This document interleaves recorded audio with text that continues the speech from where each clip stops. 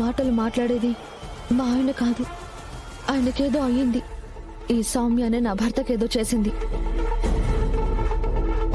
రే దర్శన్, సౌమ్య నీ జీవితంలో ఉండడం ఏంటి? నీకు పెళ్ళయింది, శరణ్య నీ భార్య. ఇవేవి నీకు గుర్తులేనట్టు ఏంటా మాటలు? గుర్తులేదు కాదు, ఇక నుంచి సౌమ్యకు మించి నాకెవ్వరూ అక్కర్లేదు.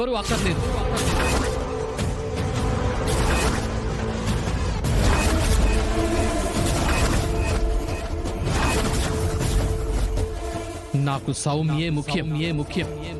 సౌమ్యే నాకన్నీ.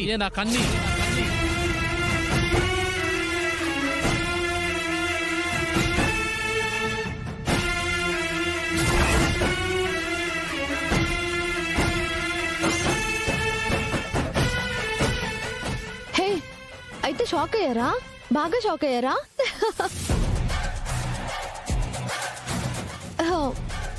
ఏవండి, మీరు భలే యాక్టింగ్ చేశారండి. యాక్టింగ్ ని చెంపేశారు. చూడండి, స్వామి ఇదంతా నిజమేమో అనుకుని ఎలా సర్ప్రైజ్ అయిపోయిందో. నటన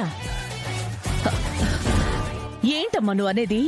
అవునత్తయ్య గారు, నిన్న ఆయనకి నాకు మధ్య మాటలో మాటగా ఒక డిస్కషన్ వచ్చింది. ఇలా నా విషయంలో ఏదైనా తప్పు చేస్తే మా అమ్మ వాళ్ళు క్షమించరు, డొక్క చించేస్తారు అని ఆయన అన్నారు.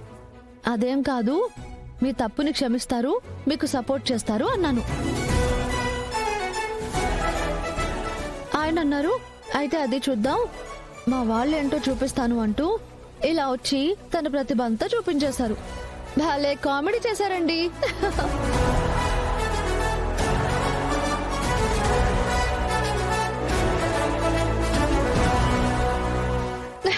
ఏమండి, మొత్తానికి మీరే గెలిచేశారన్నమాట. శరణ్య, ఈ విషయంలో దర్శన్ గెలుస్తాడని నీకు ముందే తెలీదా ఏంటి?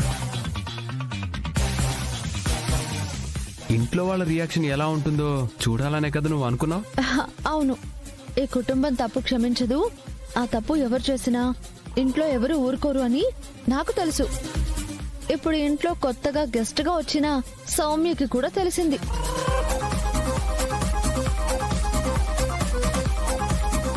శరణ్య,